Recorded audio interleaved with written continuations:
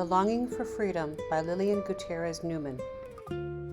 Once upon a time, on a beautiful sun-drenched island called Cuba, the palm trees swayed in the breeze, and the ocean danced with bright blue waves. But despite the island's beauty, the people who lived there were sad. A harsh ruler named Fulgencio Batista controlled the land.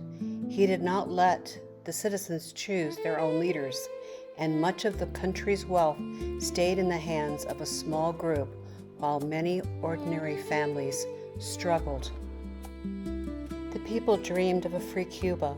They wanted a democracy, a fair system where everyone had a voice, where neighbors could vote for their leaders, and where people could speak their minds without fear.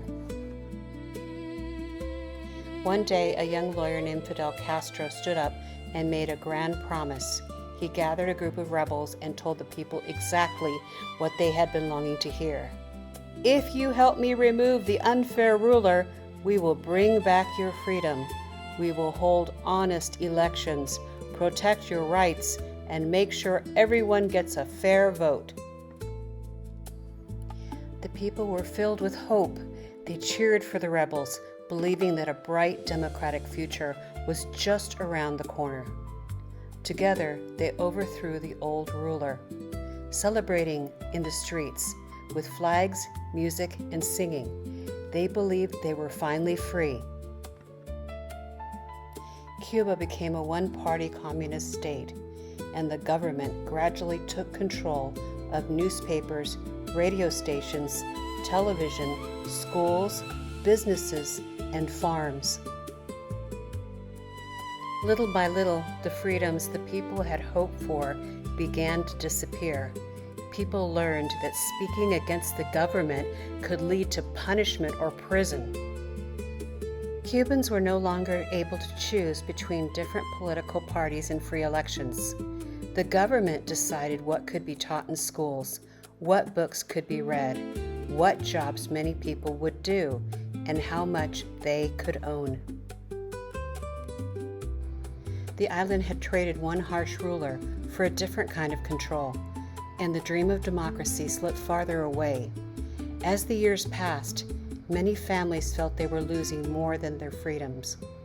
Some lost businesses or farms that had belonged to their families for generations. Many Cuban exile families remember that children were encouraged to place loyalty to the revolution above their religious faith. Many also remember being offered candy or other rewards if they chose Fidel over God. For many parents, this was deeply painful and became one more reason to fear for their children's future. Some families made heartbreaking decisions.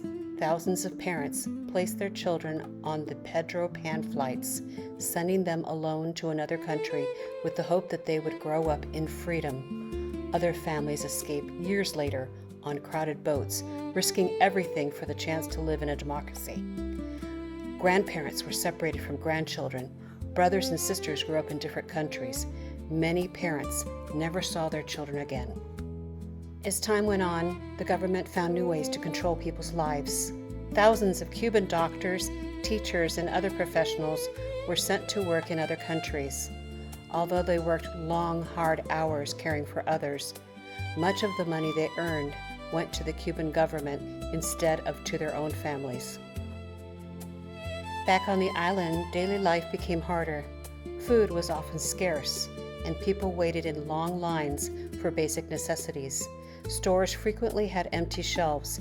Many hardworking Cubans earned very little, making it difficult to provide for their families. Young people often dreamed that their future lay somewhere beyond Cuba's shores.